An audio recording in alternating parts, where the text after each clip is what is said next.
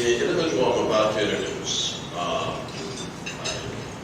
know all over the world, and is one of the most exciting individuals I think that we've seen in the Magic Debate Society, and he also is an author. He's written several books, and he's currently come out with 2 brand new ones.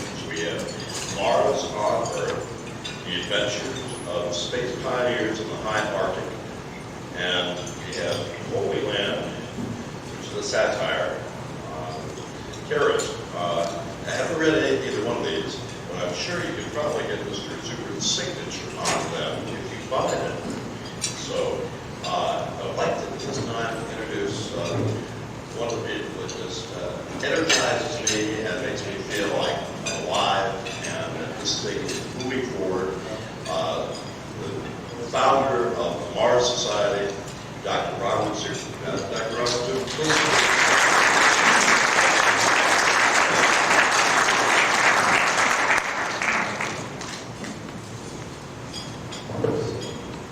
I'd like to thank the National Space Society for inviting me to give this luncheon talk, and to all of you for turning out to hear what I have to say.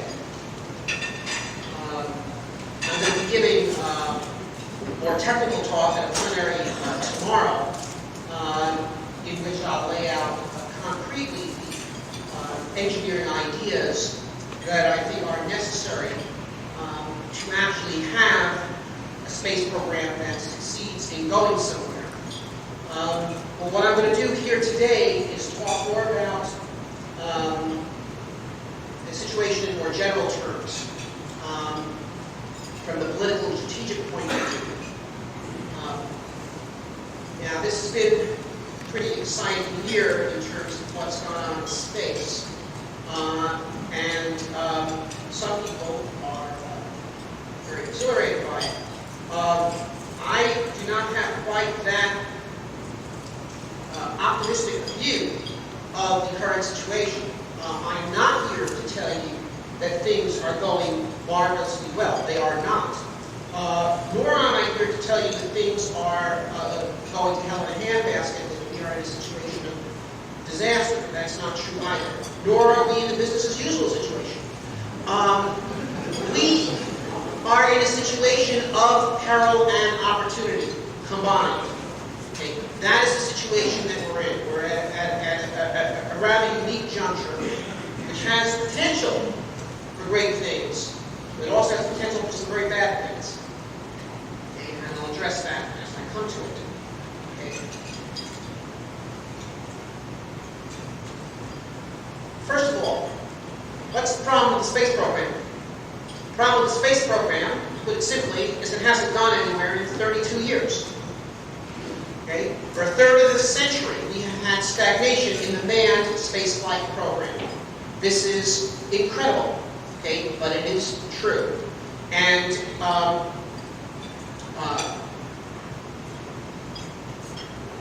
it's staring us in the face. Now, why has this stagnation occurred? This is questions that people started asking in the wake of the Columbia accident. The Columbia accident brought the space program to the attention of the political class in this country, which pretty much hadn't been paying attention to it. And they had all sorts of hearings. Many people were invited to testify. I testified. Lots of other people. What's the problem here? It was, gee, you know, here we are. These people died in a flight to Earth orbit. You know, didn't we send people to Earth orbit in 1962? And what's going on here? Okay. Why has the space program stagnated for 3 decades and more? Some people think it is because after Apollo, there was not the will to commit the resources required to have an aggressive space program. Put simply, that we have not had enough money for the space program since Apollo ended, and the national urgency that drove it receded into the background. Now, this statement is not true. It is true with respect to the slowdown in the space program in the 1970s, early 80s. There were significantly less money going into the space program at that time than there had been in the 60s, and this had a wrenching effect. But in fact, Since the late 80s and through the 90s, the American space program has been funded at very close to Apollo levels of funding. Okay?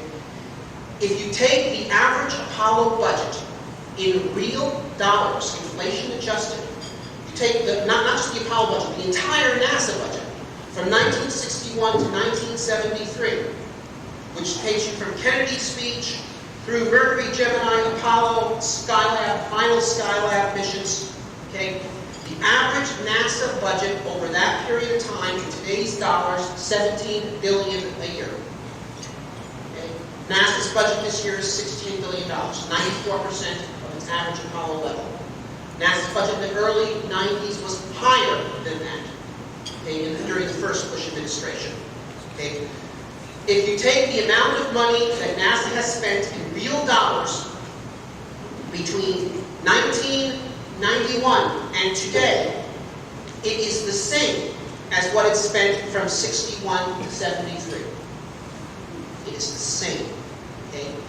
Yet, from 1961 to 1973, what happened?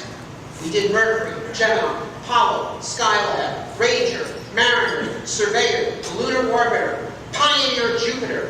Okay? We developed hydrogen oxygen rocket engines, multi-stage heavy lift launch vehicles, in-space life support, SpaceX, lunar rovers, RTGs, nuclear space reactors, nuclear rocket engines. Okay? Re-entry technology, soft landing technologies, okay? Interplanetary communication and navigation technologies.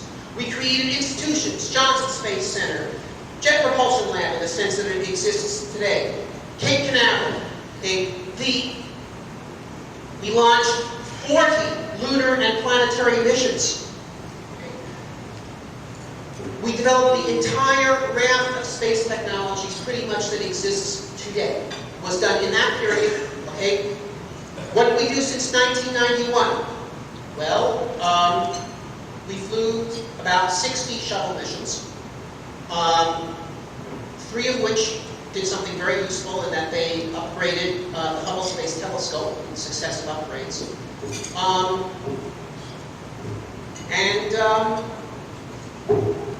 We observed ant farms at zero gravity. Pathfinder. Okay, yes, there were about half a dozen robotic probes. Those were good, but as I said, that's a factor of 6 lower than the 1960s rate. Okay, so basically, and they developed essentially no new space technology. And this is the most interesting thing, because the claim of the space program of the 1960s, the 1990s, was that it was technology-driven as opposed to mission-driven. Okay? And Apollo was clearly destination-driven. The object getting humans to the moon. Okay? They weren't trying to develop technologies per se, they were just developing the technologies they needed to do the mission. Okay? They developed a lot of technologies to do that mission. Okay? In the 1990s, okay, we didn't say we were going anywhere. We were working on technologies. Okay? So, okay, so we didn't develop any.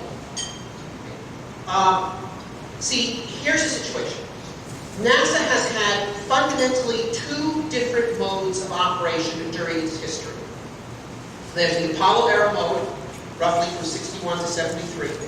And there's the shuttle era mode, basically the period since 73. In the Apollo era, what you had was national political leadership appoints a clear destination and goal for the space program. Okay? A demanding one that actually constrains and forces the space agency's activity. Okay? Humans to the moon within 8 years, starting from 1961. Okay? So, what happens? You get a team of people pulled together with this demanding imperative. They have to figure out an efficient plan, an efficient and practical plan to actually accomplish this mission. They then have to create a coherent set of designs of spacecraft, coherent spacecraft elements that fit together, okay, to actually accomplish this plan, build those hardware elements, and fly the mission. That's the Apollo mode. In the shuttle era mode, in contrast, without such a clear and constraining and demanding goal, a forcing goal, driving home. What happens instead? NASA headquarters polls its constituencies, which is to say the various NASA centers and major aerospace contractors. What would you like to work on? So the different centers and major aerospace contractors come and they basically lobby headquarters for the various projects they're interested in dabbling in. And a subset of those get approved. And so what you get is an incoherent set of constituency-driven projects approved and worked on for as long as the relevant pressures are there in sufficient force. Okay? So you get a set of programs which do not fit together, okay, and which basically don't lead anywhere. And that's what we've had for the past 30 years. To understand this even more clearly, I'll use a mundane analogy. Consider two different couples who want to build their own dream house. Couple A has their idea of the dream house they want to build. Okay? So they hire an architect to design a house according to that vision. He designs such a house. They then go and procure the various pieces necessary to build that design. They build the house. That's the Apollo era mode. The shuttle era mode is couple B. They poll their neighbors on what house parts they might have for sale. And they buy those that are most convincingly marketed. So they get some Doric columns, some aluminum siding, a spiral staircase, okay? And they pile this stuff up in the backyard. Okay? So then their in-laws come and visit. And father-in-law says, why do you have all this junk piled up in your backyard? And he said, well, we're building a house. And he says, I'd like to see the house you're building with this mix of stuff. Okay, so they hire an architect and they say, look, we want you to design us a house. And here's the idea. It's got to include all these parts. So he designs a house that has a spiral staircase, aluminum siding, and Doric columns, and all these different things. Okay, so you get the most bizarre and complex house you could possibly imagine. Okay, much too complex and costly to actually build such a house. Okay, so the house is never built. But that's not the purpose of the plan. The purpose of the plan is to provide a rationale for all these different expenditures that they had done, so they avoid embarrassment. Okay? And thus it is, that is the shuttle era mode. And that is why you get hyper-complex architectures designed for human Mars missions that have to use all the different technology sandboxes that are being worked on, or would like to be worked on by different NASA centers. Okay, or even moon missions. Okay, we saw this mythology back in 1989-90. Okay, when they had the first President Bush space exploration initiative, NASA ran off to conduct a plan on how to do it. Okay, and particularly notorious, of course, was the Mars plan that involved 30 years of preparation, $400 million. But even the lunar plan was absurd. In fact, it was more absurd, because everybody knew how to go to the moon. In fact, in 1990, there were still plenty of people in NASA who had gone to the moon. Okay, and they came up with a plan that involved the necessary for zero-gravity cryogenic fluid transfers on orbiting space stations using paramagnetic fluid transfer technology and orbiting hangars. And they needed 3 shuttle C's and 1 STS to put the thing together. And that's why somebody came up with this expression back in 1989. If we can put a man on the moon, why can't we put a man on the moon? Okay? Because they came up with the most complex lunar mission plan that they had thought of up to that time. Now they have a more complex one. I'm not kidding. They're talking about building giant nuclear electric propulsion systems to take cargoes to the moon. It will only take 2 years to do it. That is, to do the transit from Earth orbit to lunar orbit using this technology. Okay, so the Europeans, by the way, have a lunar probe that's driven by electric propulsion. It's taking a year to do the transit. It has a much smaller payload. They call this probe Smart 1. Okay. But be that as it may, Smart 1 at least has an excuse. It's really meant as just a demonstration of electrical propulsion. In fact, they're demonstrating that it can take longer to go anywhere than any other form of propulsion.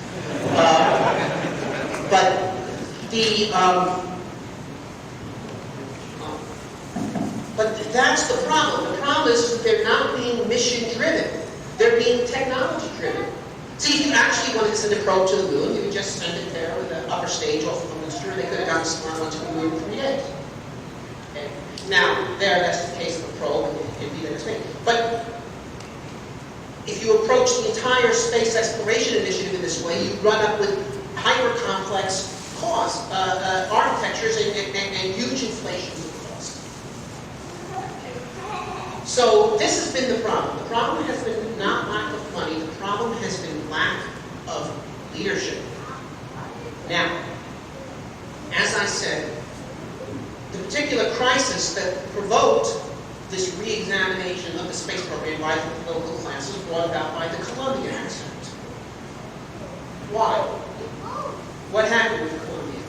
Well, we lost 7 astronauts on a mission that had no defensible purpose, okay, except in the sense that it is part of the overall epic of human expansion to space, and you could say that they died in the line of duty.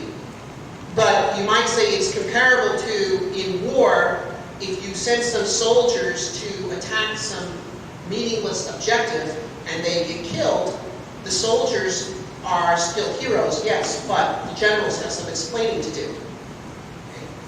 Okay. And, here you had, in addition to the fact that you're spending almost $1 billion on this mission, you have 7 people killed, flying ant farms in 0G, and doing experiments mixing paint with urine in 0 gravity. Okay. I mean, these experiments, done at hundreds of millions each, would not have won a prize in a science fair at a good high school. Okay. So this was, so they said, look, if we're going to take the risks associated with sending humans into space, we got to be undertaking goals that are worthy of those risks. Okay? Political class alerted itself to that. And why haven't we not been undertaking goals? We've got to have a goal. The space program has got to have a goal. So pressure starts to emerge. So what happens? The Bush administration went off into a huddle starting in around September after the Gaiman report came out, which basically made this point. Okay, you're going to take the risks, got to be undertaking goals that are worth the risks. Okay, to come up with, we have to come up with a goal for the space program. We got to, because until this point, Administrator O'Keefe had been saying publicly, NASA should not be destination driven. We should not have a goal. He had been publicly arguing, which is almost incredible, actually. Okay, saying NASA should not have a goal. We should just work on the technologies that will someday allow us to go anywhere at any time. Okay, you go talk to Dan Golden earlier. Okay, he also didn't have a goal, but he would say, "Yeah, we got to have a goal. But you try to get a goal around here. I mean, everybody around here wants to have a goal." But here, O'Keefe was saying, "This is perfect. It is great that we don't have a goal." Okay, well now O'Keefe says, "You got to have a goal." Okay, so they go off and they conduct this big huddle among themselves. Okay. And they did bring in people to talk to them, many people, including me, talk to them at a certain middle level, but no one actually got into the deliberative process itself. And now they were basically under there were three groups lobbying them. There were the business as usual people, which is, we don't really want a goal. Let's just sort of either not have a goal or pretend to have a goal, but not really have one. Then there were the moon people, and there were Mars people. Now,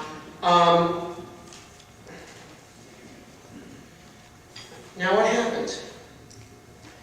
In January 14th, President Bush finally came out and he made a speech, which many people here probably saw on TV.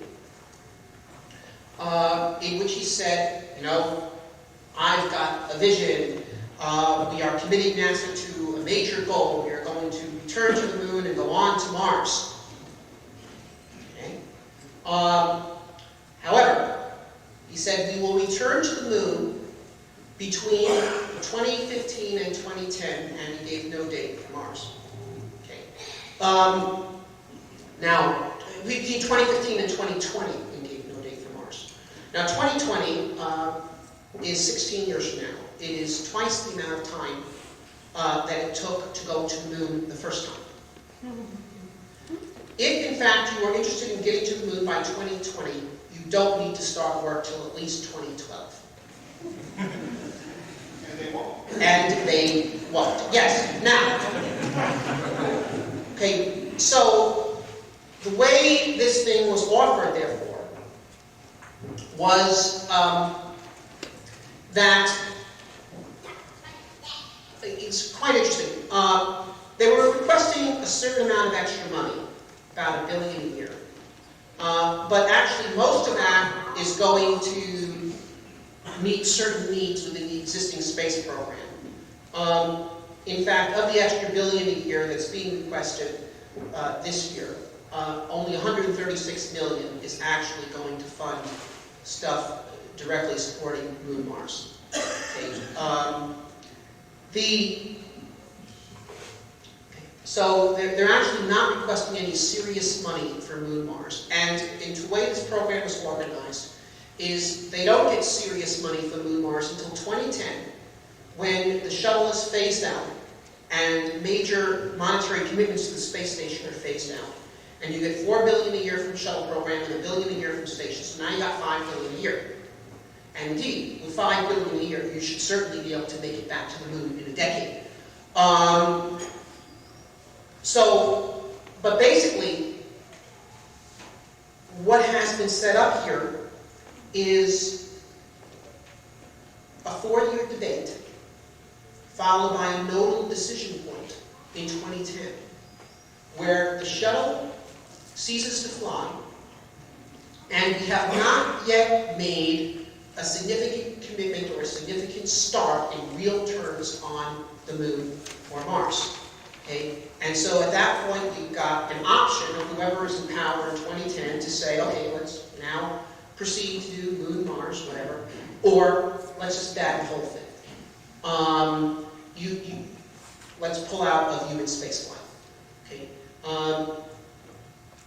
They had basically set that up. In other words, what the Bush decision really did, if you want to know in terms of its real effect, it did not start a Moon Mars program. It cleared the decks for a Moon Mars program by avoiding certain alternative commitments, such as Shuttle 2, that certain people, for instance, the Langley Research Center, were very interested in pursuing as NASA's next major program, and some other things. But it didn't actually start it. Okay? It is a somewhat better situation for Moon, Mars advocates than had existed previously, in that under the previous regime, NASA technology spending that could only be justified on the basis of Moon, Mars was banned. Okay? We saw this, for instance, with the Trans-Hab program back in '99, which was canceled because its true justification was technology development for Moon, Mars. And Rohrabacher found that out and says, kill it. There's no justification. Okay, there's been almost no funding for in-situ resource utilization work, because that is really Moon, Mars stuff, and therefore the only way it could be funded was through the Small Business Innovative Research Program, which is a very small level of funding. There could be no program dollars allocated for it, unless you could convince CODEX, the robotic program, to incorporate ISRU in their missions, and it generally has not been possible to do that. So this creates, in a certain sense, okay, a more liberal environment in which you are free to spend money, if you can find it, on technology development for Moon, Mars. But it doesn't really give you that money, or at least not more than $100 million a year, which pays more than they had before. And they are putting on their planning charts various technology demo missions, which are quite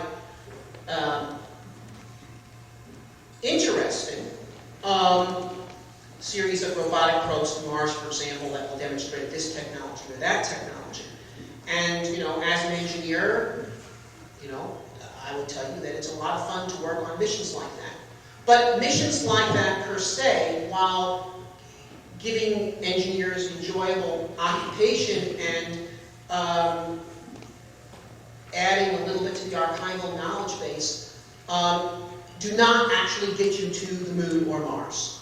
If you really want to go to the moon or Mars, you actually have to have a commitment to go there, and then you have to allocate, develop a plan to do it, allocate the funds to implement the plan, and implement the plan. Okay?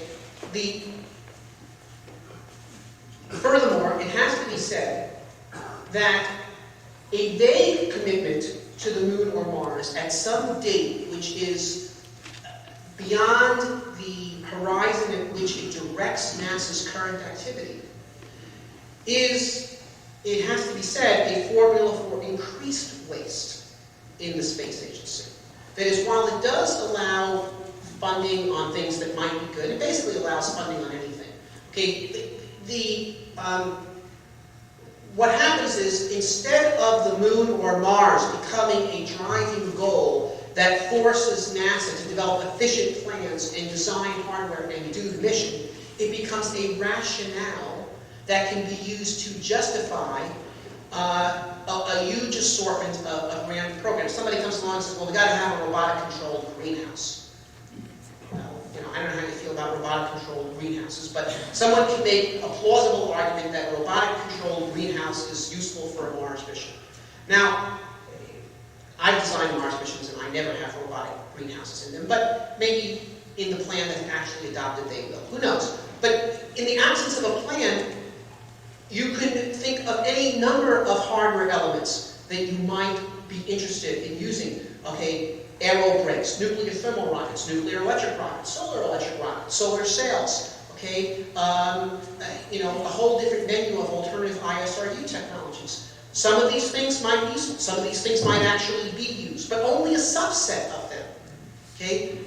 The actual plan adopted will only use a subset of these technologies. Now, if NASA were the military, if NASA had a budget 20 times as big as it does, it would be possible to adopt a development policy of developing everything that might be useful in some conceivable situation. Okay? Not even the military actually does that, but they come closer to that, where they say, well, you might need a miniature submarine for SEALs, and you might need, this, and you might need that, and so let's develop all these things that we might someday need. But NASA, does not have a budget of, $350 billion a year. Okay? Their budget is only 5% of that. They cannot afford to develop everything they might someday need. They have to develop the things they actually are going to use. Okay? That's the only way to have sufficient efficiency in the program to actually get anywhere. So, what we have then, right now, is a certain concession on the part of the NASA leadership and the administration, that in principle NASA should have a goal. They think it's very good that NASA should have a goal, and they're quite willing to let it start working on it after they leave office.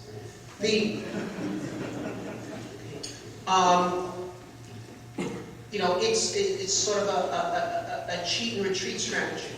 Nevertheless, it has certain potential, which I'll get to. Because it is an agreement that there should be a goal.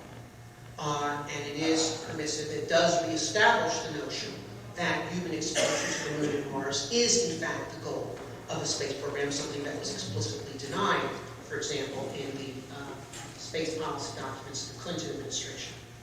Okay. Now,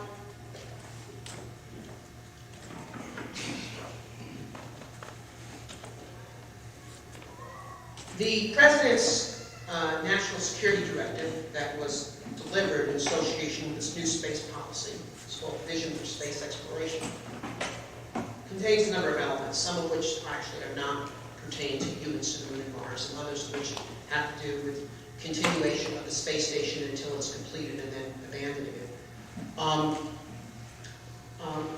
But then it also contains elements that deals with the moon and Mars. But they're really rather vague, which is okay. And they can be construed in a number of different ways, which range from the goal is to establish a moon base and develop a moon base and have activity on the moon, and someday we will learn enough from that to be able to go on to Mars. That can be one interpretation of this program. All the way to the goal is to send humans to Mars, and we will do such activity on the moon as is prudent to adequately prepare the Mars hardware for flights to Mars. So ranging from a moon program, and trust us, this will someday be useful for when we want to go to Mars, to a Mars program with some basically flight tests to more limited objectives such as the moon. Okay. Now,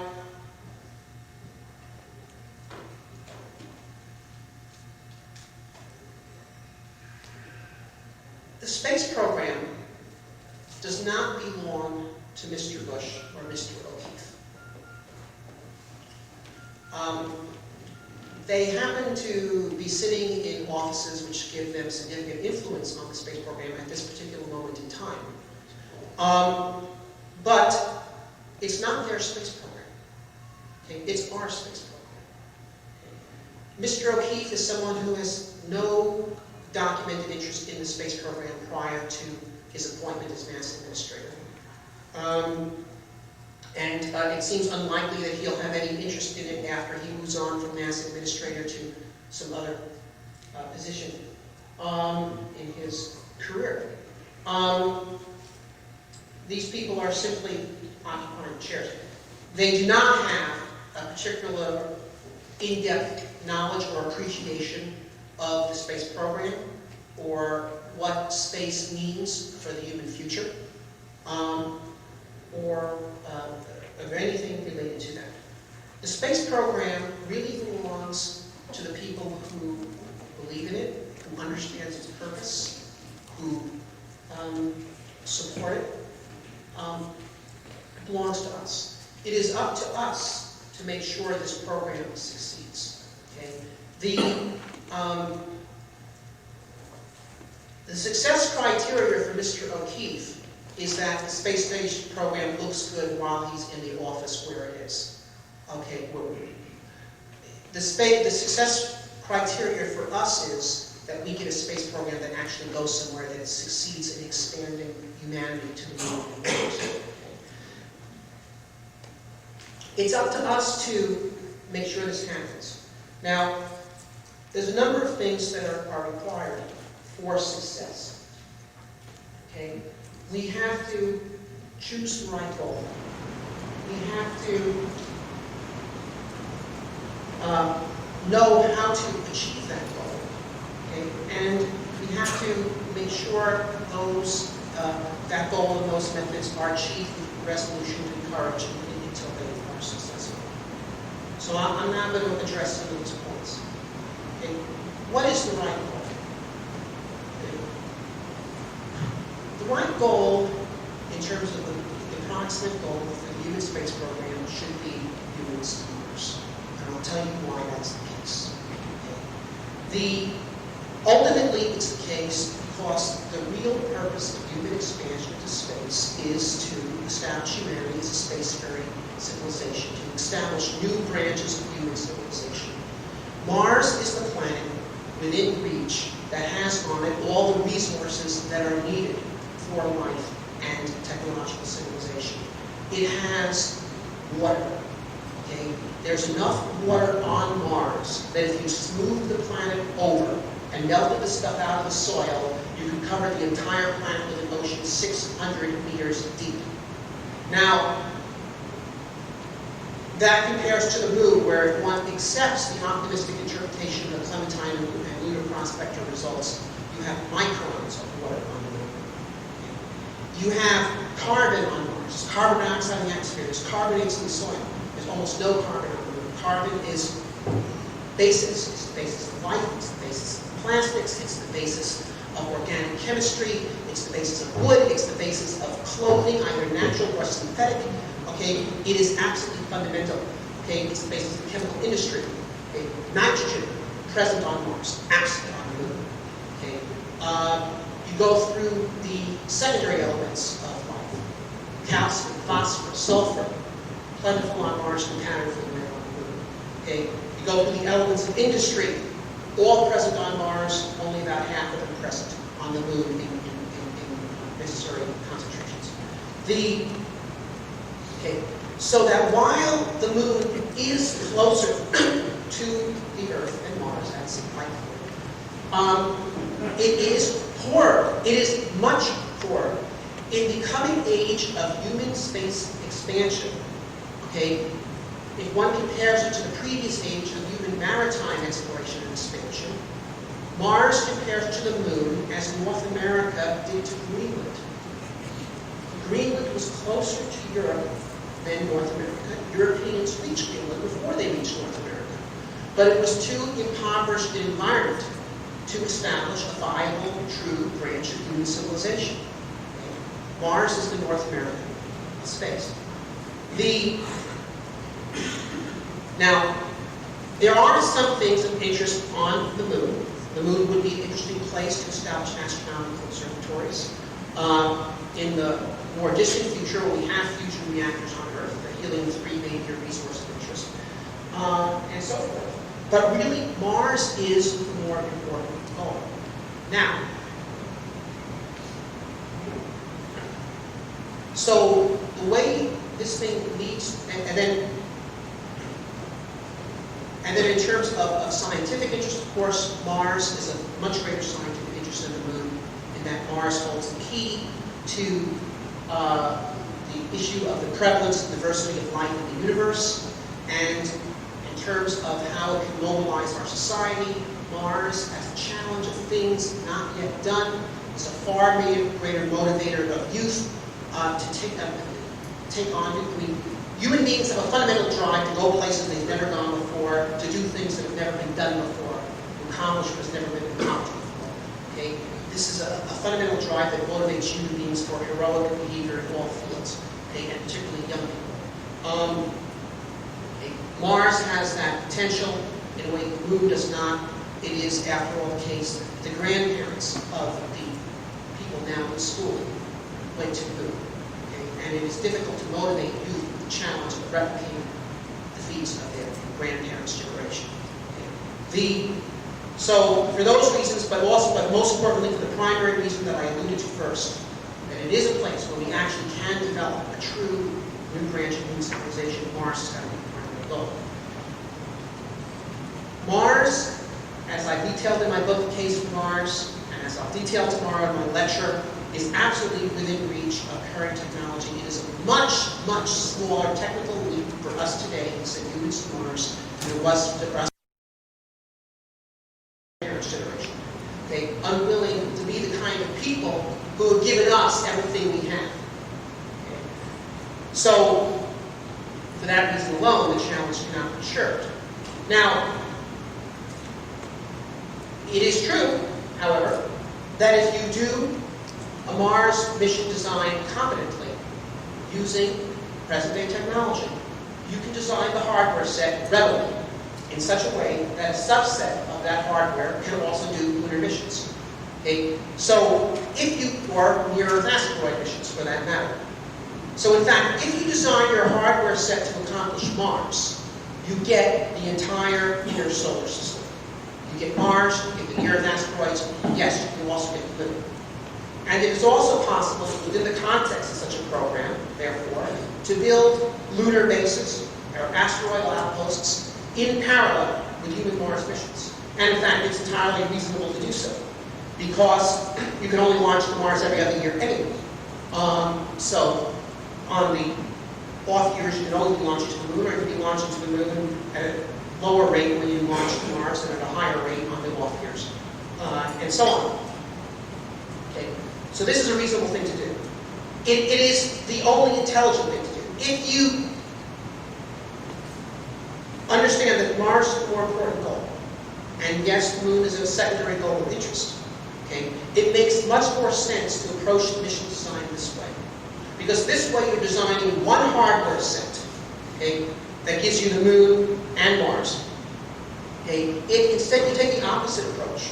If you take the approach that you're going to design a mission architecture to do the moon, and then hope that the experience gained will someday be useful when people eventually decide to go to Mars, you will have to design an entirely new hardware set to go to Mars. Okay? You're going to have to design two hardware sets instead of one.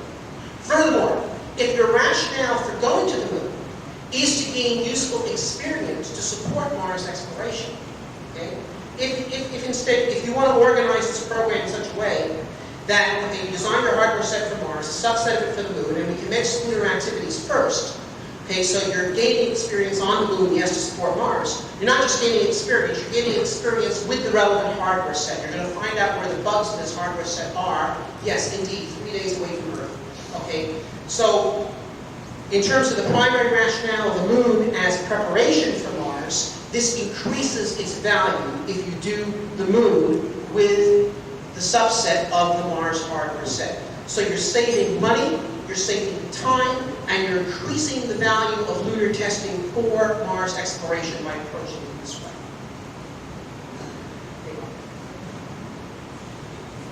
So that is the right way to design the mission. And I'll go into that in terms of the specifics of such designs tomorrow. Okay. I will say, however, that fanciful technologies such as giant nuclear electric propelled spaceships are not needed to go to Mars.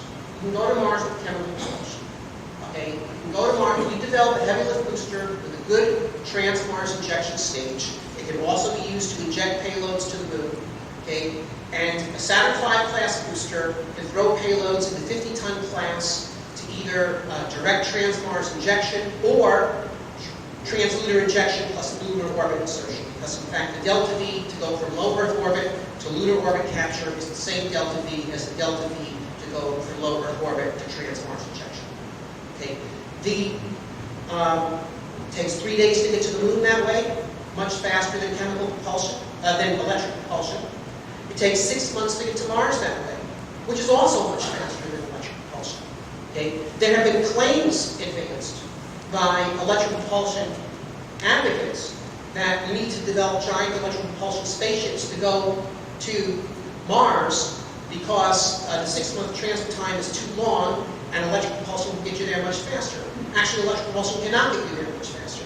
If you took the electric propulsion system that is being used, for instance, or designed, rather, for the Jupiter icy moon orbiter, okay, which is not yet an accomplished electric propulsion system, but one simply on the drawing board. If it meets all of its weight targets and all of its performance targets, it would take 4 years for that spacecraft to go from low Earth orbit to Mars. 8 times the transit time possible with current chemical propulsion. So we can go to Mars. The fastest way to go to Mars, in anything like the current age, will be with the kind of propulsion systems we have now.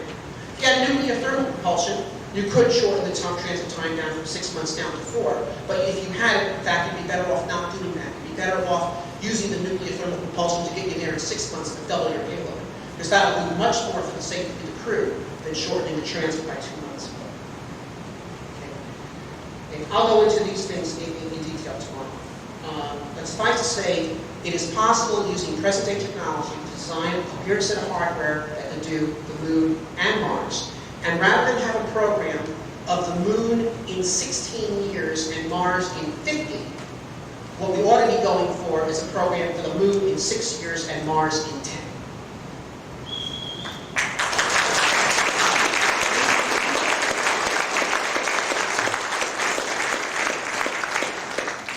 Now, there is an issue here that has to do with mission risk and with courage. Spaceflight is risky. It is risky. Okay? And it's going to stay risky for a long time to come. When you go into space, you're blasting off on a vehicle which is 90% high explosive, okay, generally thousands of tons of it, and it's propelling you to energies 4 times that is the amount of energy in your body when you're in Earth orbit is about 6 times as much energy pound for pound as TNT.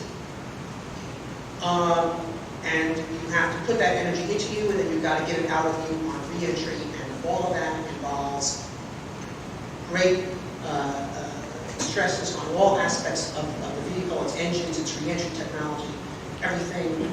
The environment is unforgiving. Okay? We've actually had a very good safety record in space when all things are considered, in having shuttle flights 98% successful. This is a far higher success rate than previous ages of human explorers' experience, when you're talking about maritime explorers, polar explorers, explorers in the American West. They all had casualty rates much higher than 2%. Okay? So we've done well, but there have been losses, and there's going to continue to be losses. You need to understand this. And we go to the moon or Mars, and I don't care what technology set you choose, okay, is going to be much riskier than shuttle missions to low Earth orbit. It is a riskier thing to do to go to the moon than to go to low Earth orbit. Because not only do you have to get up to orbit, then you've got to go on translunar injection, you've got to capture into lunar orbit, then you've got to deorbit and put yourself down softly on the moon, then you've got to do things on the moon, and then you've got to take off from the moon, and most architectures achieve a lunar orbit rendezvous, but not all. Okay? But then you've got to go on trans-Earth injection, and you do an orbital re-entry with twice the energy that is involved in a re-entry from low Earth orbit. Okay? And then some form of recovery on the ground. It's much more operations to do. Most of them are much less forgiving. If the shuttle's engines fail halfway to orbit, they have all kinds of ditch scenarios. Return to launch site, ditch in the ocean, transatlantic abort launch sites, abort to orbit to a lesser orbit than where they were hoping to go. Okay, if your engines fail halfway to lunar orbit, it's all she wrote. You're done. You're dead. Okay, that's it. Okay, and Mars is less forgiving still. Okay, so there's going to be risk involved here, and it needs to be understood and accepted, and it can't be eliminated. Okay, and I must say that many of the plans to try to counter risk introduce more risk than the risk they're attempting to encounter. For example, there are people who say that in order to prepare for Mars missions, we should, say, operate a space station for 20 years, rotating crews up and down, getting more data on zero gravity and cosmic ray exposure. Okay? But putting aside the issue of whether zero gravity data is necessary for Mars missions, because I don't believe we should go to Mars in zero gravity, the fact of the matter is that doing 40 space station missions involves much more risk than doing one Mars mission. So as part of your getting your data to reduce your risk of going to Mars, you're actually creating more risk. You'll lose more people in that training than you would in the actual Mars missions. And of course, in the shuttle program today, we regard the shuttle program as, in some sense, preparation for human expansion to the Moon and Mars. We've lost 14 people. We've lost 3 complete Mars crews, flying people up and down to Earth orbit. So there's going to have to be a certain level of risk accepted. Not only because many of the activities that are recommended as risk reduction activities themselves entail risk, and if carried out on an extensive basis, actually create more risk than they would eliminate, but also because means are finite. Okay? Means are finite. You know, the military has an expression, economy of force, right? And what that means is not that you should be cheap, but that you have to use all the resources that you have, that your resources are finite, and they all have to be used with the maximum efficiency, with the maximum advantage. You can't waste resources, okay? If you actually want to get to Mars, you have to spend most of your resources on actually going to Mars. Okay? And to say that you want to have, you know, an additional 50 preparatory missions to various destinations that don't actually accomplish the mission, you're spending huge amounts of resources on that. Okay? Or put it another way, space station activity, while it has some utility in preparing for Mars missions, if you had a budget of $50 billion and you were assigned the goal of sending humans to Mars, would you spend 40 of it on a space station? No. You might spend 10. Okay? But not 40. Okay? So, in other words, and this is another reason why you have to have a goal-driven program, the one just oriented around the actual goal you're trying to achieve. Because then, if you say your goal is humans to Mars, you can figure out what is an appropriate expenditure within the context of that overall program that these various preparatory programs should be allowed to consume. Okay?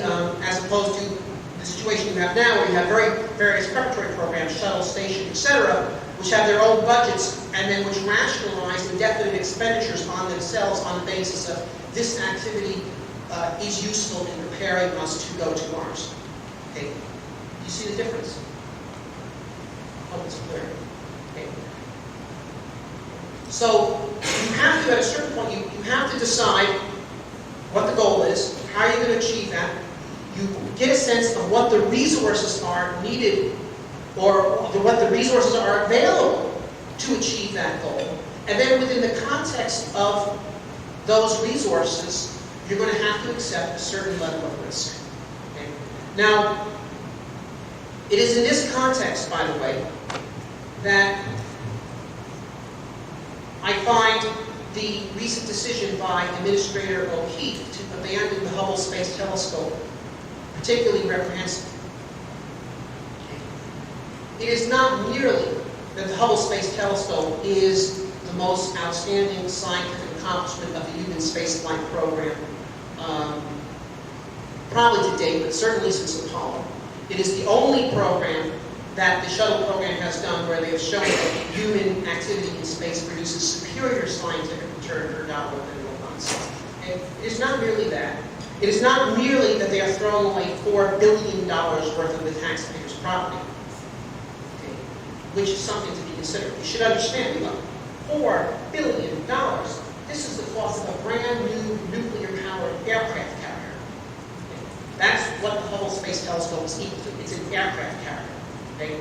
Now, do you imagine that any aircraft carrier captain who allowed his ship to sink and came back with the following story would be considered responsible? The ship developed a leak. We could have saved her by sending 7 volunteers below to patch her up, but the odds in their favor were only 50 to 1. So I decided the most responsible thing to do would be to just give up the ship. Okay. Would that be accepted by the Navy grants? I don't think so. And that's a fundamental issue, you see, because, you know, you say human lives are worth more than any amount of money. Well, that's not true. It's not true, because money, resources can be used to save human lives, okay? You know, $100,000 given to the highway department, they say, to put up safety barriers and repair the roads is equivalent to saving life. Okay? Third world aid, you can save them at much higher efficiency than that. Direct intensive medical care, $1 million will certainly do the job in any number of particular cases. Okay?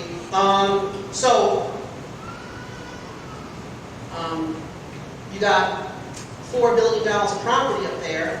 You got 7 lives, but 51 chance, so divide 7 by 50, you got 1/7 of a life against $4 billion, or 28 billion a life. That's it's not appropriate. It's not appropriate. And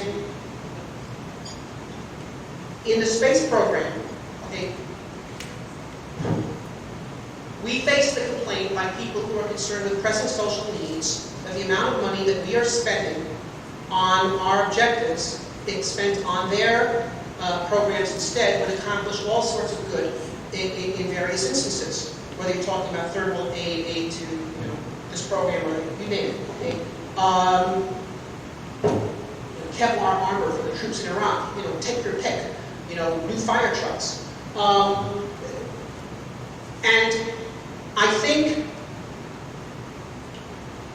we say, all right, our money is worth spending on this program of human expansion into space, even though it seems so outrageous to spend, $50 billion to send humans to the moon and Mars, because we're talking about the shape of the human future,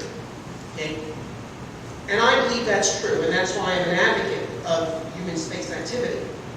But that said, it's up to us to use the resources that we are given responsibly, Here's NASA, even worse than Hubble abandonment. They want to spend $300 million to build a spacecraft to deorbit Hubble, because there's a 1 in 10,000 chance that if Hubble deorbits by itself, it will kill someone. That means we have to build 10,000 of these things at $300 million each to have a probability of saving one life. That's $3 trillion a life. That's more than the U.S. national budget. $3 trillion. $2 trillion to develop the entire third world. Provide everyone with electricity and drinking water and education and hospitals and works. But we have to be rational about the way we're spending money. And actually, if you spend your money rationally, not only do you avoid such scandalous waste as what I just said, but you actually achieve your goal. The thing about Apollo, there were certain chaotic things going on in Apollo, and there were always selfish people, and there were always people hustling for their own program here and there. But because the Apollo program was driven on this demanding timeline and this demanding schedule, there basically was much less room for random activity. There was much less room for waste because they were being forced to spend the money to actually achieve the goal. So, if this Moon-Mars program is to work, it has to be put on a much more rigorous basis. It cannot be left as a vision that simply justifies random spending into the indefinite future.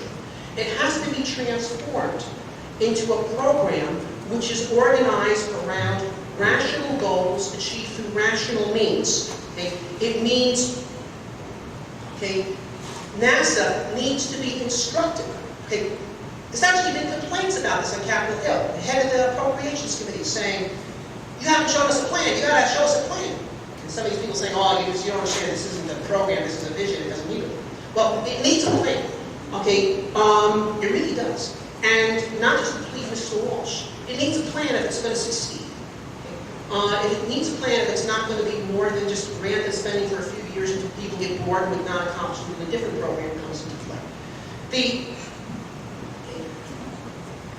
NASA is getting some money to do planning. If they get their Moon-Mars appropriation this year, it's $136 million or so, that actually supports Moon-Mars, as opposed to various other programs that have been somehow grouped under the Moon-Mars banner.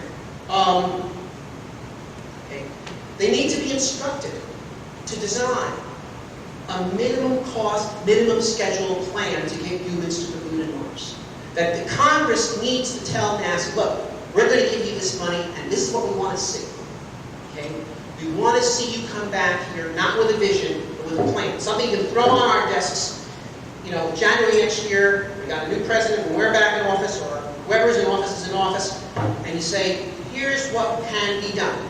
Here's how we can get humans to the Moon in 6 years and Mars in 10.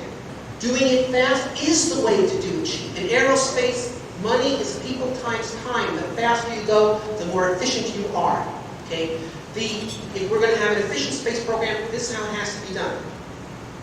Now, I brought up all sorts of problems with the Moon-Mars initiative as it's currently formulated. Nevertheless, it's the only Moon-Mars initiative we have.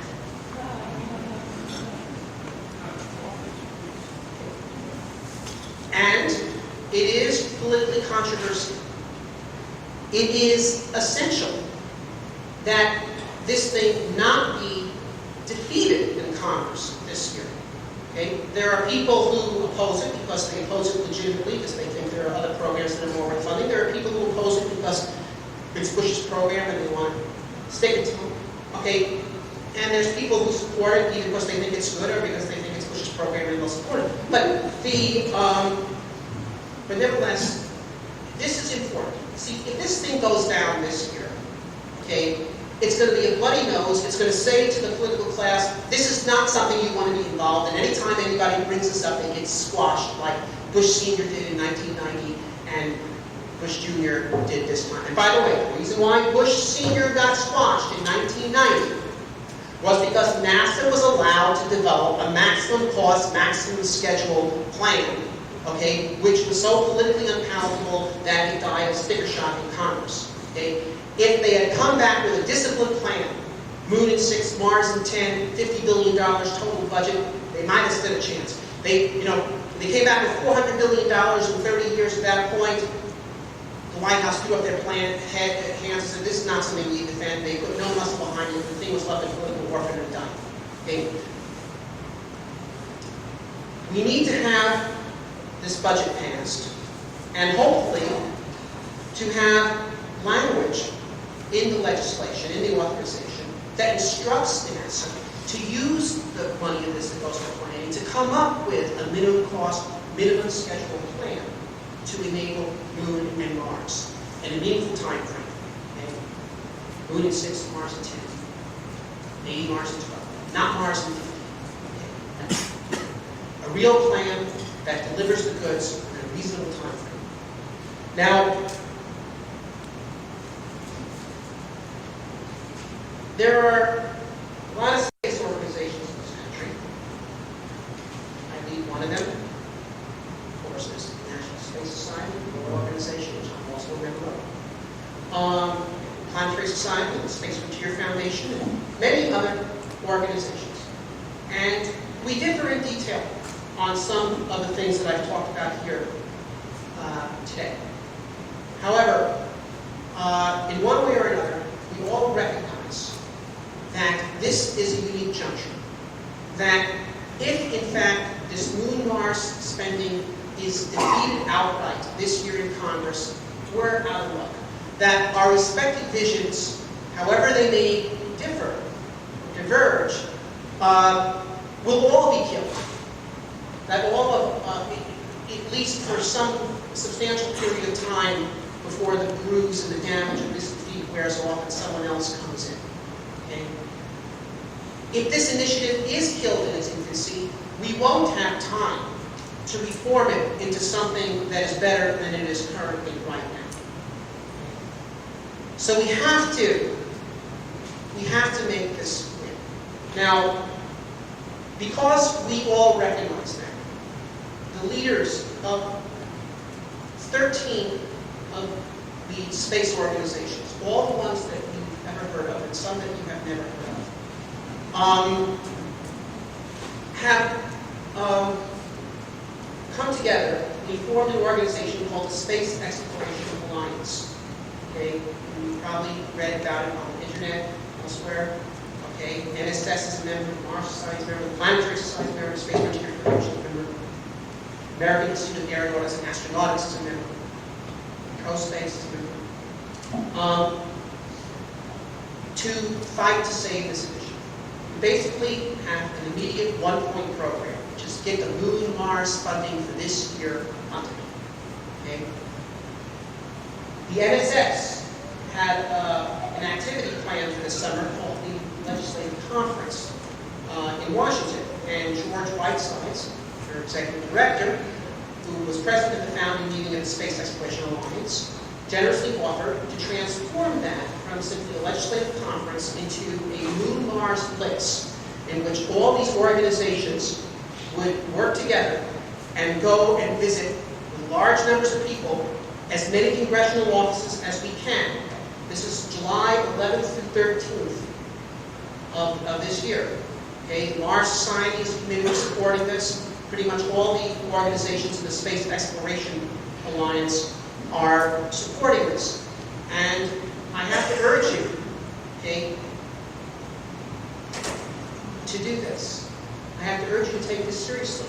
You know, it's all fine to come to these conferences and see papers about colonies on Mars or tethers floating around the moon and all the different things that you want to see.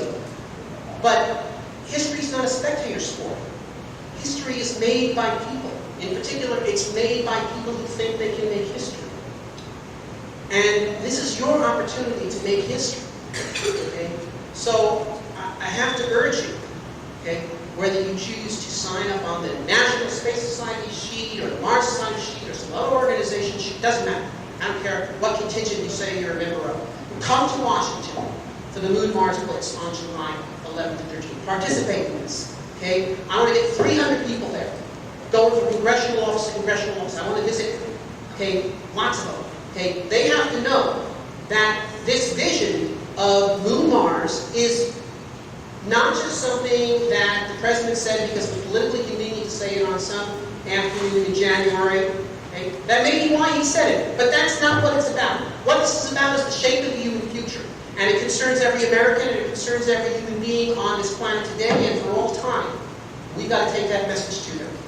Thank you.